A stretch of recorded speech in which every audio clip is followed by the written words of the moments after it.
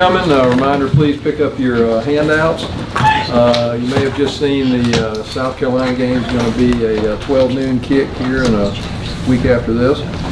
And reminder, no live streaming, and when we get to the questions, raise your hand, we'll get a full mic to you. All right, well, we'll start off with Tennessee. We worked on Tennessee a little bit last week as well as some of our future opponents, but primarily on Tennessee on Thursday. I think Jeremy's doing a great job with the situation he's in. I certainly know this. They play hard. They play physical. You can turn the tape on in the third and fourth quarter and watch how their kids compete, and they play the game the right way. You look at last year's game with us. They fought extremely hard, made it a game, there in the second half. And the games they've been in this year, they just had a lot of turnovers, and their defense has actually forced a lot of turnovers. They just turned the ball over quite a bit. It's hurt them some in some games. But got a good football team, got a lot of players that we recruited, and got a lot of respect for the coaching staff. I think they do a great job, and they're kicking butt in special teams, which will be an extra challenge for us because we didn't fare as well the last time out in special teams. So this will be a tough ball game at night, their place, and our guys got to get ready to play. Kirby, I know results from 20 years ago has no effect on Saturday, but are you ever motivated by your time here as a player against Tennessee and how much success Tennessee had? I know Steve Spurrier always talks about the 66 loss to Georgia and how it gnaws at him. I just didn't know if that motivates you, or do you ever have teammates that you're saying, you got to take care of these guys because what they did to us back in the day? Not really. I don't think about the games when I play. These kids don't think about that. It has no impact whatsoever on this game. They don't, most of them weren't born when that was going on. So I don't think it has much impact on it. I think it's a rivalry game. I think when you're going to play a team that's a rivalry game for you and also somebody you recruit against, and they come in our state, recruit a lot, we recruit a lot in their state, it's an important ball game. But that's more to do with the here and now than the past. Hey Coach, Cade Mays seems to play with a little bit of a chip on his shoulder no matter who he's playing. Are you going to talk to him at all about sort of his homecoming back to Knoxville and maybe control some of those emotions if needed? Well, he had that last year, I know it wasn't there, but it was the same emotions, I think, that he played with. Obviously, when your father plays for that school and you grow up in that town, there's a lot of emotions there, but Cade's played in a lot of big games. Cade's played a lot of snaps, a lot of positions. I think Cade understands that. He can't let that emotion get the best of him. He knows a lot of these guys in their team and kind of was around a lot of them. But Cade's got good control. He's got good self-control. He understands what he can and can't do, and he'll play hard just like they'll play hard against him. Kirby, you knew that you all would go up against Chaney and that offense, once a year when he took that job. What do you think the dynamic will be in terms of how well you guys know each other through practices and all that? I think there's a lot more to it in you guys' stories than there is in real life. It's going to boil down to which guy blocks properly, which guy covers properly. There's no secrets. We know what they do, they know what we do, but that's the case every week. That's what the tape's for. So there's a lot of familiarity there, and at the end of the day, the players got to go out and execute. They got to play with a passion and energy and enthusiasm to beat the guy across from them and not make it about what our defensive coordinator calls or what their offensive coordinator calls. I just don't think that matters a whole lot. I think at the end of the day, it's blocking, tackling, turnovers, explosive plays, executing and doing it with a lot of passion. Raise your hand if you have questions. Kirby, you've seen enough of Maurer at quarterback in the Florida game to know what's different about him compared to Guarantano? No, I don't know if I've seen enough. Obviously, he's a really good athlete, but so is Jarrett. They both can run the ball and both do things with that package. I thought he came in and did a good job. First series he was in there, he did a nice job moving the ball down the field. And he is a good athlete. We know him from high school and have seen him play.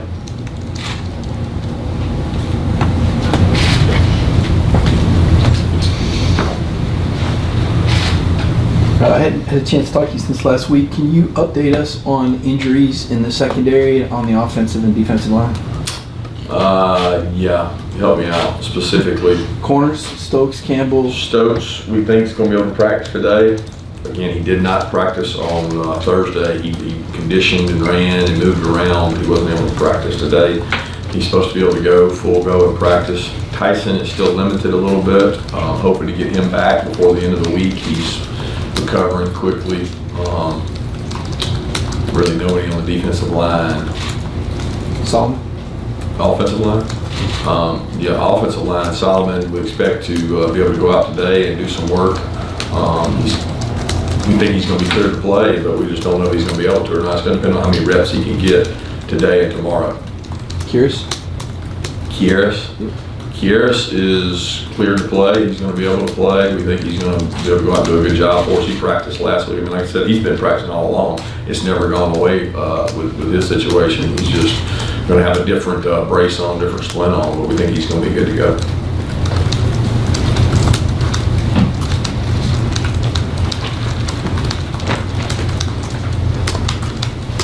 Jake has obviously set some high standards here, but can you talk about his start, completing almost 76% and ranking pretty high in the nation in passing positions? Yeah, Jake does a great job leading our team, our offense. He understands the game of football really well. He handles protections. He handles a lot of what the defense does and gives to us and takes from us. And he does a nice job of managing that. Put a lot on his shoulders, and especially when he goes on the road, he has to do a good job understanding there's more to it than just the right play. Sometimes it's the tempo or it's the shot clock that he's got to deal with of getting a call and getting us lined up. But I mean, he's picked up where he's left off. He's very highly efficient. He makes good decisions with the ball. He protects the ball, and he puts us in the right play a lot. Following up on Jake, from sort of the end of last year, is there anything that you've seen out of him that's different or maybe he's improved on over the course of the offseason, those first 4 games? Yeah, his leadership is the biggest difference. I mean, he's kind of always been a leader, but he's taken that more, I guess it's more tangible to me. I can see him affecting other people. I can see him going and talking and communicating to young wideouts, helping to get guys lined up, challenging guys to play with more energy and effort, toughness, and he's not afraid to confront demand. Not that he ever was, but he's doing it more often now. Going back to 2017, the last time that y'all were up in Knoxville, that shutout win. I mean, is that kind of another game where you would put on the path of the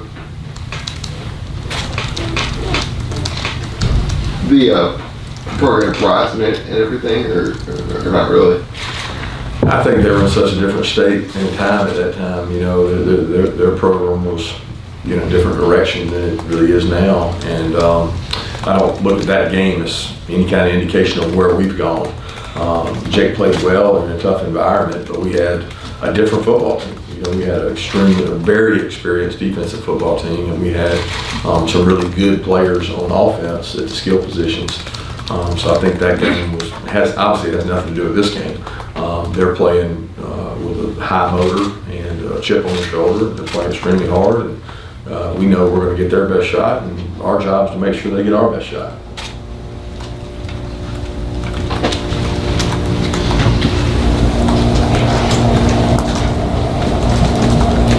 How much do other games around the country and trends affect some of your philosophies? Obviously, there's been a lot made out of some of these more high-scoring games versus maybe more conservative theories in football and how college football playoff committee views teams in terms of preferring the offensive teams. I don't really know what you're asking, to be honest. I mean, the other games don't affect us at all. I mean, I don't think they affect us at all. I think that it's not my job to rate what other teams do or how many points they score or how many points they give up. Our job is to go play the best football game that our kids can play, and that's what we try to do each week with the ultimate goal of winning the game in mind, and we go play at the highest level we can. And if we're not doing that, we try to figure out which ways we can do to do it better. But that's all we do. Kirby, now that you've had a few games, had some guys banged up on the offensive line, how pleased do you think with the depth there and the ability to kind of shuttle guys in and out and still play at a high level? Yeah, we're thankful that we have depth because, like last year, the depth played a major role in our season because we missed some guys last year. Similar injuries this year. We've had several guys go in and out of the lineup. I think that's one of the defensive and offensive lines are those spots that you have the highest risk of losing a guy because of what goes on in there in the trenches, and it's tougher in there. So we've been fortunate that none of the injuries have been significant, but I think everybody's got the same problem, so you're always shuffling O-linemen to put them in the right spot. Same thing with D-linemen to find spot to get some depth and be able to play guys, and we've been fortunate to play a lot of guys up front. But we're getting ready to go on a stretch now where it's going to have to be for a long time. How has the transition been for a guy like Eli Wolf from Tennessee to Georgia? Seems to be smooth. I mean, there's a lot of similarities into the way we do things here and the way they do things there, at least from his perspective. So it's not like something brand new for him. There's a lot of carryover. Offensively, different words and some different things. He's in his, I don't know what number offense in the last 4 years, but he's in a different offense again, which he went through there and he went through coming here. So the transition's been smooth for him because he's bright, picks things up, he's smart. But he works hard at it, and he's got a lot of pride in knowing what to do. And that's what he spent extra time on so that he could have an effective senior year. How do you view Jordan Davis's role in controlling the opponent's run game, and how is he in terms of his stamina from where you guys want him to be? I think he's always working on his stamina. It's important that he understands that he has to be able to sustain and play for long periods of time. We're not going to ask him to play every play on defense. We ask him to play for his kind of stretch. He does a good job of that. He's got to continue to improve on it. He's got to monitor his weight at all times because it can get out of sorts on him in a hurry, and he has to stay on top of that. But when he plays a good pad level and he plays with good strike and strain, he's really hard to block. But he has to be able to do that, and ultimately, our ability to stop the run is factored by a lot of other things outside of him. Just he's one guy that's in one gap compared to the 11, 12 gaps out there. There's a lot of space that people can run the ball outside of him. But when he plays hard and he plays at low pass level, he's hard to block.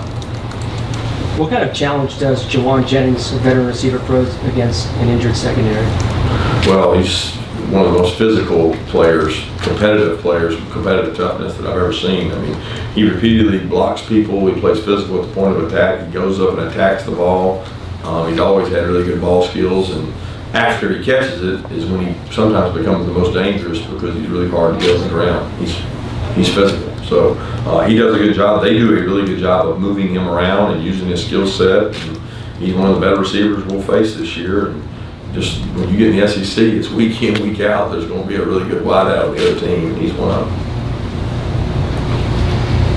Jeremy said last week that he thinks his team is 100 times better than it was a year ago, just saying that turnovers and their inability on fourth down so far has cost them a lot of possessions. When you study them on tape, where have you seen this Tennessee team improve compared to a year ago? Their depth, their physicality. They were thinner at some positions last year. They've got more guys. They're rolling and playing more guys. They're playing really hard, and they play really physical. You look at the games they've played this year, they've had some self-inflicted wounds. Otherwise, they're winning or in those games. And the way they're coaching and the way they're demanding, they've got a good staff. They're going to push these kids, and they're getting them better. They've got a whole week to get better and improve. And I think it shows on tape when you watch them how hard they play, that they're on the brink of something special. And you can tell these guys are playing hard. They're playing with a lot of young guys. And there's a lot of guys out there that were recruited last year in a lot of situations. How much different stuff does outside linebacker have to do in your own system? Sometimes they're down, sometimes they're up, run, pass, and how is Azeez on the field a lot because he does a lot of that well, and you feel confident about him a lot of downs? Yeah, he's on the field a lot because we feel like he's our best either-or player. He can stand up, he can rush, he communicates well, he plays really physical, he strains. rushes the passer. So when you start talking about the attributes of an outside backer, first down is very different than third down. And you want somebody that can do it all, but there's guys that have roles on our team that are specialized to be better on this situation, and other guys that are specialized to be better at run situation, but yet he does both pretty well. It allows him to play a significant amount. He still rolls, but he plays more than those other guys because he knows what to do. He practices really hard. He's very productive. And, we need those other guys to step up and play to the same level he is. Nolan does that, provide kind of a spark. Jermaine's starting to do that a little more. Walter's done that, and even Beal is starting to do it more and more. So the more guys we can get that can play that winning football, it really helps us. So in terms of Dominick Blaylock, whether it be on offense or punt return, how has he been able to serve as a spark up these last few weeks, and what are some areas of improvement that you're looking at? That he can improve in? Yeah. Well, Dom's a really hard worker. First of all, he's put himself in a situation to be successful because of how hard he works. I mean, he goes out to practice every day, and his level of practice standard is the same as his game standard. I mean, he plays so hard in practice. He does everything you ask. He's a very assignment-oriented guy. He has a knack for getting open. He understands coverages and route structure. He understands our offense, so he can play multiple positions. He can go outside and play, he can play inside, and he does a really nice job of doing that. And he's even become better as a blocker and more physical as he's in the weight room and continuing to lift. So I love the way he works, never complains.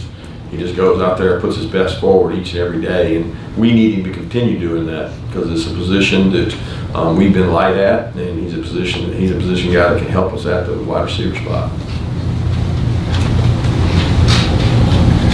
With Dominick, it seems like you're sort of praising his mental approach and how he sort of approaches the game. How obvious was that sort of in the recruiting process when you were recruiting him early on, and sort of him showing that he's the guy who takes sort of all aspects of the game seriously and doesn't just turn it on Fridays or Saturdays?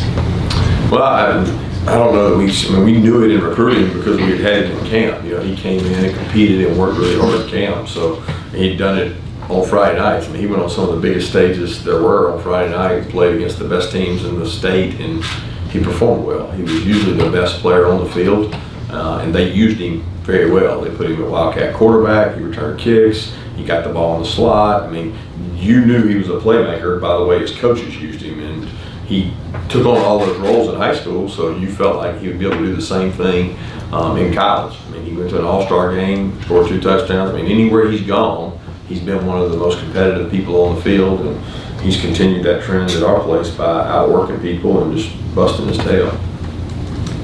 Coach, any players stand out during the bye week or make a move anybody might see more time moving forward?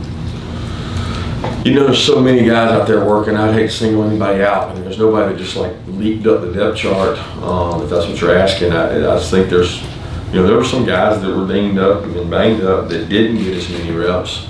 There were a lot of guys in the 2s and 3s categories that got a lot more reps because we wanted them to get some quality work and try to develop and play. There's some positions that we're not as deep at that sometimes the ones are the guys that need the reps because they don't have a lot. And sometimes the ones that played and started for 3 years, and we're trying to develop another guy to be a backup, so we put him in there with the ones. But there's nobody that just jumps off at me that I thought just, it's going to be out there starting this week that wasn't last week. 2 more questions?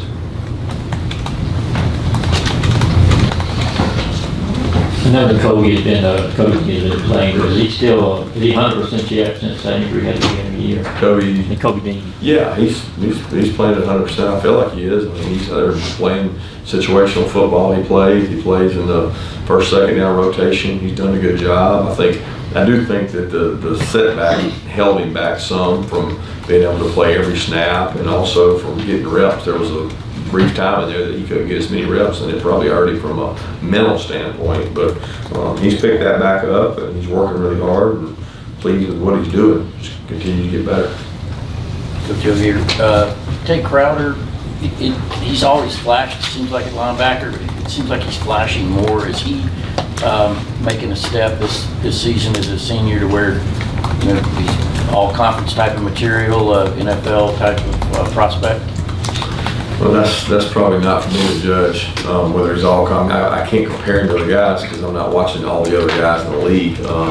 Tay is taking ownership in his job, and he's become much better at being able to adapt and change to what happens within a game, within a play. Something checks, something changes. So many formations you get from offenses nowadays, and so much complicated scheme stuff that he's able to help get us right, besides Monty being the only guy that can do that. So he has grown at that. I think the fact that he's gotten better at that allows him to make some plays. But to all those questions about, I don't know, I don't think he would be concerned with all those things right now. He's trying to play his best football for his teammates so that we can be successful on defense.